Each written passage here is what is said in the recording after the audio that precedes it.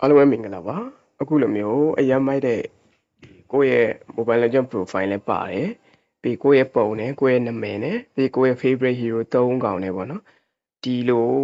ကာဗာပို့တူလှလှလေးကို AI နဲ့ဘယ်လိုဆွဲခိုင်းရမလဲဆိုတာကိုအလွယ်ကူဆုံးကျွန်တော်ပြပြပေးသွားမှာဖြစ်ပါတယ် Okay အဲ့လိုဆိုတော့ကျွန်တော်တို့အရင်ဆုံးဒီလို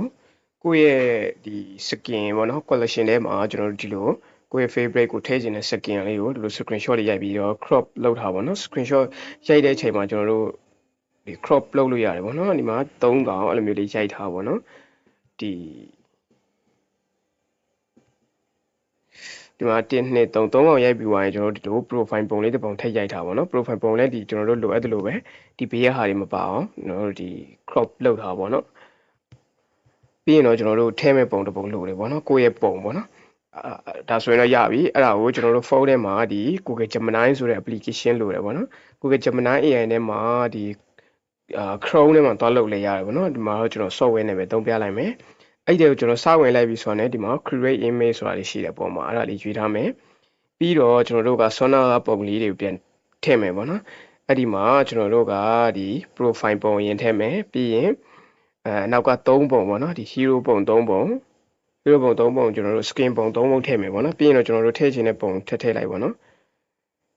ခေကျွန်တော်တို့ဒီမှာဒီပုံထည့်ပြမယ်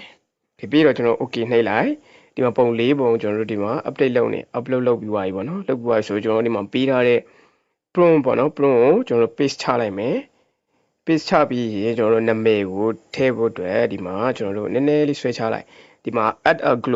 a bold gamer name in center ဆိုပြီးတော့အဲ့နေရာလေးမှာကျွန်တော်တို့ name ရဲ့အနောက်မှာကျွန်တော်တို့က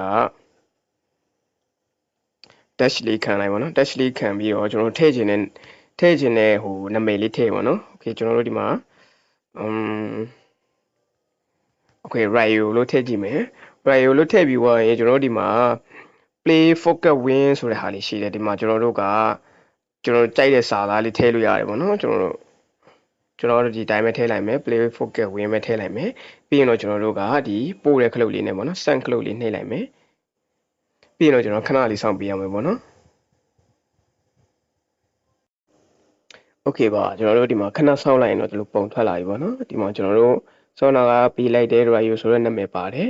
play focus win ဆိုတဲ့နေရာမှာ brother တို့ကြိုက်တဲ့စာသားပြောင်းလိုက်လို့ရှိရင်အဲ့နေရာမှာပြောင်းလိုက်တဲ့စာသားပါလာမယ်ပေါ့နော်ပြီးတော့ဒီမှာကျွန်တော်တို့ favorite hero skin 3ခုစောနာပုံထည့်တာနည်းနည်းပုံမိုက်သွားသေးတယ်ပေါ့နော်ဒီမှာပြီးတော့ကျွန်တော်တို့ရဲ့ profile ပေါ့နော်အဲ့လိုမျိုးလေးပါဆိုတော့ဒီကာဗာပို့တို့ site လောက်လာတယ်ပေါ့နော်တကယ်လို့ကိုကမလို့ချင်ဘူး site တွေပါပြောင်းချင်တယ်ဆိုရင်ဒီမှာ120 320ဆိုတဲ့ site ကိုကျွန်တော်တို့လိုအပ်တယ်လို့ကိုလိုချင်တဲ့ site ပြောင်းလိုက်ပေါ့နော်ပြောင်းပြီးတော့ဒီ print ထုတ်ပုံထုတ်ခိုင်းလို့ရတယ်ပေါ့နော်ဒါတော့တော်တော်မိုက်ပါတယ်အားလုံးပဲအဆင်ပြေကြမယ်ထင်ပါတယ်ကျေးဇူးတင်ပါတယ်